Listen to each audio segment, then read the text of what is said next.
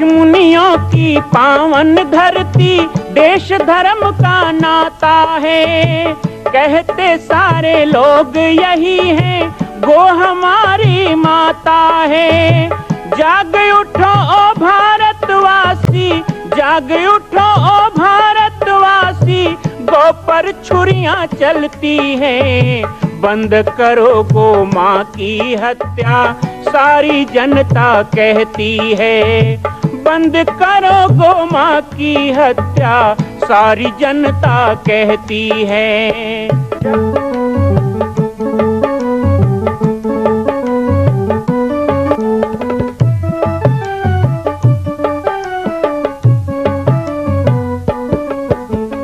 जगह जगह पर बूचड़ खाना, लाखों गौएं कटती हैं।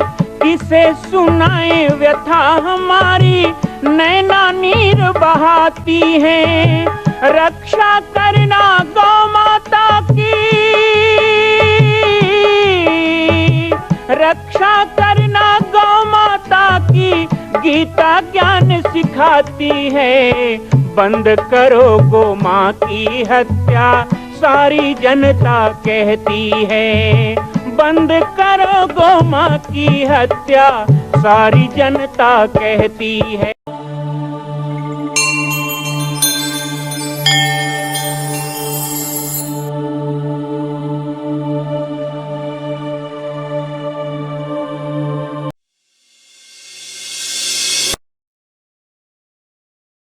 जय सिया राम, जय गो माता, जय गोपाल। आज सर्वसिद्ध शक्तिपीठ श्री जामरी पाटेश्वर धाम से मुझे आप सबके सम्मुख कुछ विषय रखने के लिए आना पड़ा।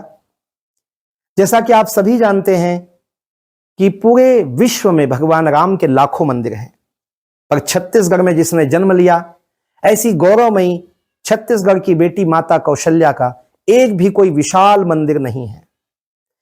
ये 15 वर्षों से श्री जामरी पाटेश्वर धाम, जिला बालोद, छत्तीसगढ़ में मां कौशल्या का मंदिर बन रहा है। 3 मंजिल का 108 फीट ऊंचा, 65 फीट चौड़ाई और 136 फीट लंबाई का यह मंदिर, जिसकी क्षमता लगभग 10,000 लोगों के बैठने की होगी। इस मंदिर के निर्माण को राजस्थान के ठोस पत्थरों से किया जा रहा है। इस निर्माण में कई बाधाएं आती हैं, निर्माण रुका हुआ है, लेकिन अब निर्माण को पूर्ण करने के लिए त्रिवर्षीय संकल्प महाअभियान की यह श्रृंखला चल पड़ी है। सैकड़ों लोग इसमें जुड़ रहे हैं। मैं एक बार आप सबसे भी निवेदन करूं, जिस तरह हमने अयोध्या में बनने वाले रामलला के मंदिर के लिए तन मन धन से साथ दिया, वैसे ही छत्तीसगढ़ में बनने वाले मां कौशल्या के पावन धाम के निर्माण में मुक्त हस्त से दान दें। 3 साल के लिए आप एक निश्चित राशि का संकल्प करके हमारे नीचे चल रहे मोबाइल नंबर पर व्हाट्सएप करें। आप 5100 3 वर्ष तक, 11,000 3 वर्ष तक, 21,000 3 वर्ष तक, क्षमता हो तो 1 लाख रुपए, 11 लाख रुपए, 5 लाख रुपए भी कर सकते हैं। याद रखिएगा, यह अवसर अब 2-3 वर्षों तक ही मिलेगा, क्योंकि आने वाले 2-3 वर्षों में इस मंदिर का निर्माण पूर्ण कर लिया जाएगा और शिखर चढ़ेगा। माता कौशल्या गोद में रामलला को लेकर बैठेंगी। मैं राम बालक दास महात्यागी पूरे प्रदेश और पूरे देशवासियों से निवेदन करूंगा कि मेरे इस छोटे से विनय और मेरे प्रयास को आप अपना साथ दें, सहयोग दें। तो मैं गाय से जुड़ूं, 10 को जोड़ना बात, मैं गाय से जुड़ूं, और यदि मैं जुड़ा हूं तो और को जुड़ूं। 3 काम करना चाहिए। सबसे पहला काम यह है कि अपने घर में यदि हो सकता है तो एक गाय पालें। नहीं पाल सकते हैं तो जहां गाय पलती है वहां की एक गाय का खर्चा उठाने का संकल्प करें। वर्ष में कितना लगता है? 4,000 लगता है, 5,000 लगता है, 6,000 लगता है। छत्तीसगढ़ सरकार 25 रुपए प्रतिदिन के हिसाब से देती है, तो 9,125 रुपए हो जाता है वार्षिक। हम नहीं कह रहे कि पाटेश्वर धाम की गौशाला में करो, हम ये भी नहीं कहते चलो बनवारी गौशाला में ही करो। आपके घर के आसपास भी कोई गौपालक हो तो कभी कोशिश करो कि साल में एक बार 4-5 जाए का पशु आहार ही खरीद के उसके यहाँ दे आओ कि ये मेरा गोग्रास है। कुछ माताएं दलील देती हैं कि हमारे दरवाजे तो रोज गाय आती है, हम घूमने फिरने वाली गाय को एक रोटी खिला के खुश हो जाते हैं कि हमने गो पालन कर लिया। लेकिन उसके साथ साथ कभी कभी जाने अनजाने हम प्लास्टिक में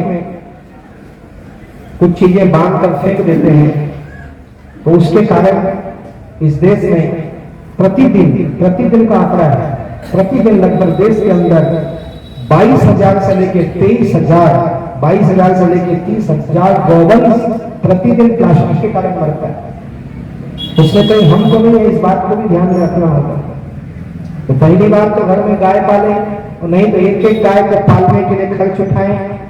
जो गाय पालता हो उसको प्रोत्साहन मिलेगा।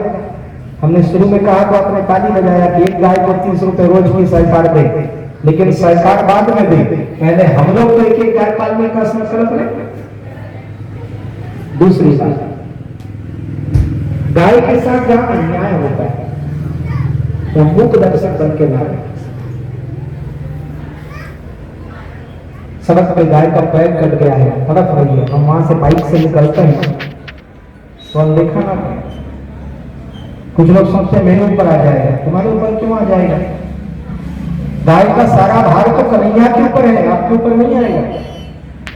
आप ब्रेक मार के देखो गाड़ी, आप रुक के तो देखो, आप एक हाथ बढ़ा के देखो कितने हाथ बनेंगे।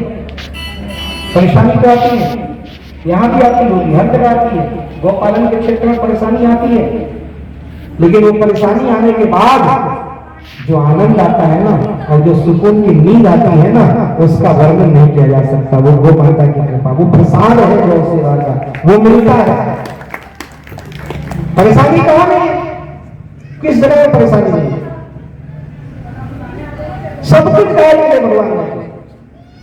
मैं तो कई बार किसानों को भी कहता हूं, अरे तुम्हारे फिर तो भगवान को भरोसा था ही नहीं, तुम्हारे भरोसे गाय को नहीं छोड़ा है। इसलिए धान पैदा होता है ना, तो धान में दोनों का चारा आता है, आदमी का चारा भी आता है और गाय का चारा भी आता है। लेकिन पहले किसका चारा आता है वो देखिए, पहले गाय का चारा पैदा होता है। धान सीधे थोड़ी निकलता है, पहले पैरा निकलते तब तो धान आते, पैरा पहले आते, ऊपर में धान की बाली लटकते। छत्तीसगढ़िया अपना जानते ना, बहु यूपी बिहार दोनों हो भाई, ऐसे ठेठ गोठिया हूं, समझ गए तो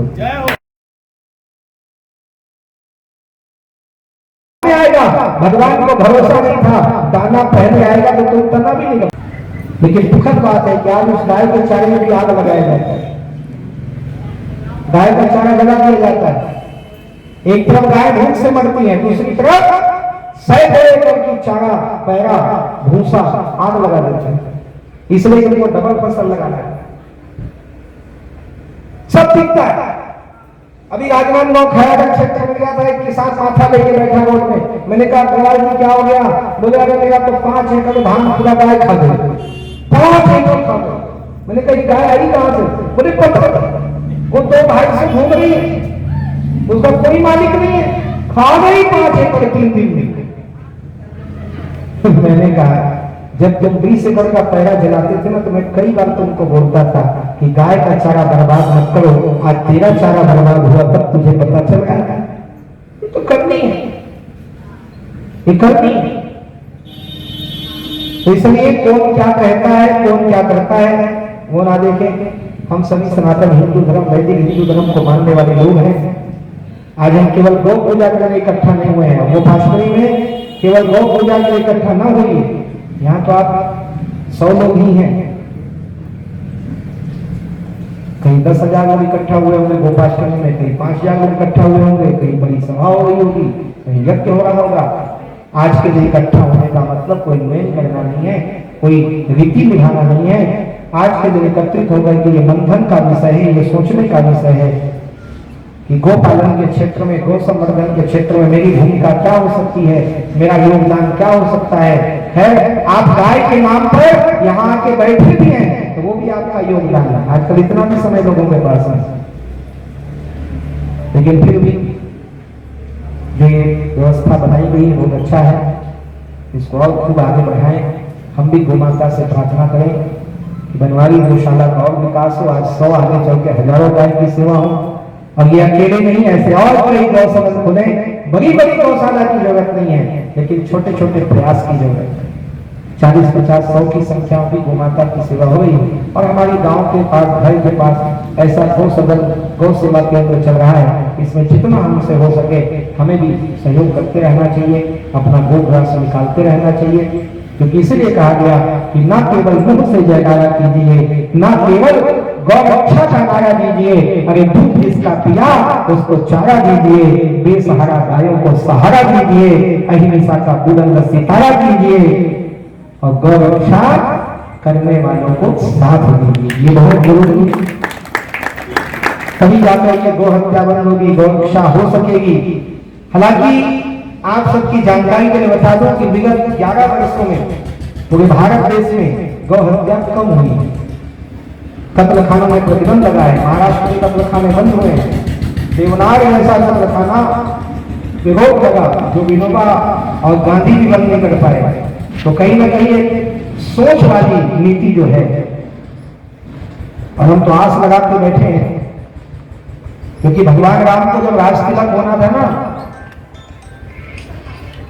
तो भगवान राम ने राजतिलक ठुकरा दिया और वनवास चले गए। ये किसके कारण हो गया? कैकेयी कारण। गलत बात, कैकेयी इतना नहीं कर सकती। मां कौशल्या का मंदिर बन रहा है, संकल्प हो चुका है, लेकिन आप अभी भी शांत बैठे हैं। संकल्प कीजिए, आगे बढ़िए। आज राजस्थान, गुजरात, महाराष्ट्र में हम जाते हैं, बड़े बड़े तीर्थों को देखते हैं। क्या छत्तीसगढ़ के लोग इतने कमजोर हैं कि अपनी ही छत्तीसगढ़ की बेटी माता कौशल्या का एक मंदिर पूर्ण नहीं कर सकते? एक संकल्प माता कौशल्या के नाम। आइए और संकल्प में जुड़िए। बाकी जानकारी आपको मिल रही है और व्हाट्सएप पर आप संपर्क कर सकते हैं। एक बार सबको सहयोग करना है।